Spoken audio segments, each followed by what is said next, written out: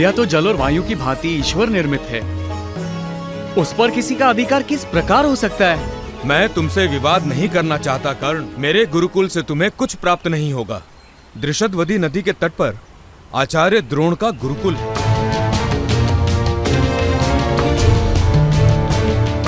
उनसे याचना करो।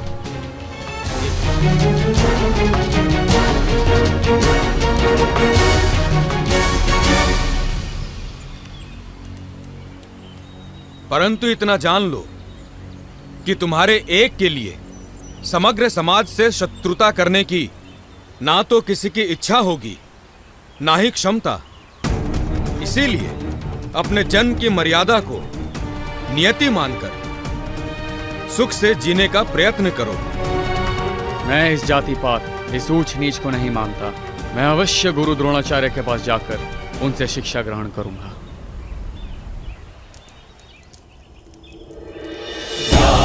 कृष्णा गुरौ निष्ठा सराधयनं दक्षता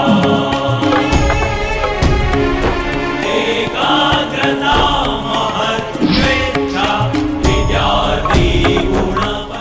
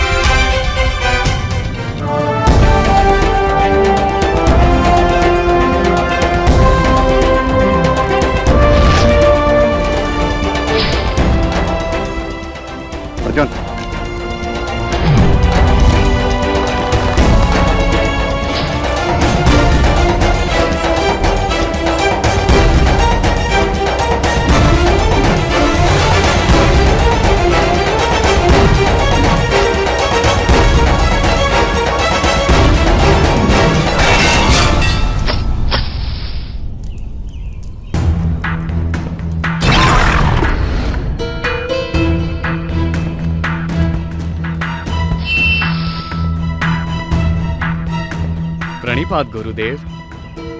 कौन हो पुत्र? कर्ण नाम है मेरा। आपकी प्रसिद्धि सुनकर आपके चरणों में आया हूं आचार्य। आपसे धनुर्विद्या का दान पाने की आशा है।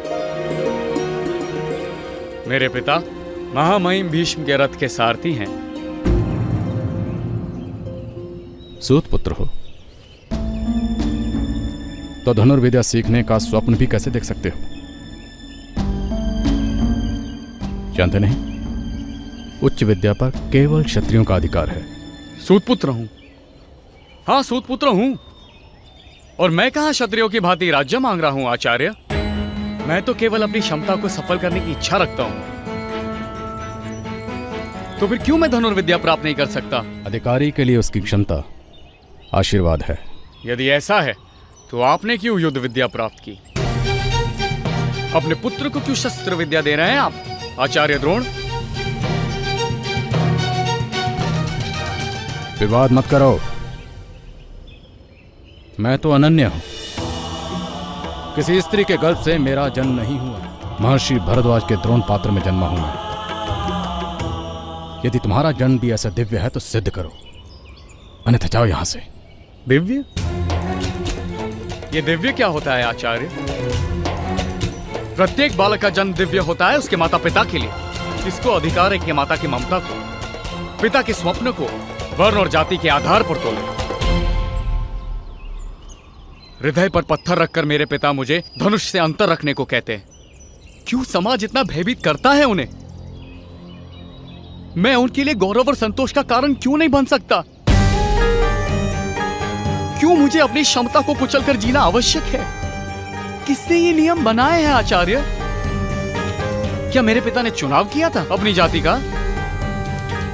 क्या उनके पूर्वजों ने चुनाव किया था? तो फिर क्यों है ऐसे नियम जो संसार में मनुष्य को ऊंच और नीच के बल पे तोलते हैं? क्यों?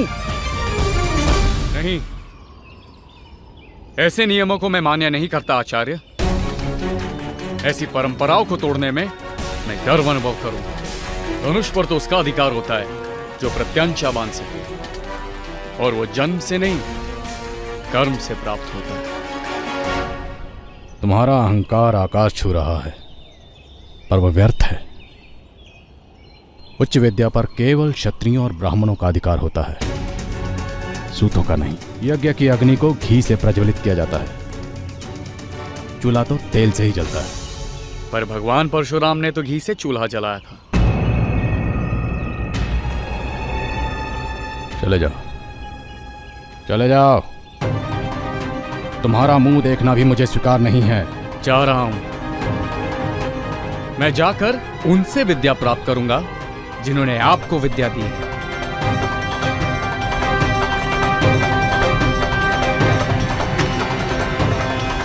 मैं लौटूंगा, पर इतना विश्वास दिलाकर जाता हूं कि मैं भारतवर्ष का सबसे श्रेष्ठ धनुर्धर बनकर लौटूंगा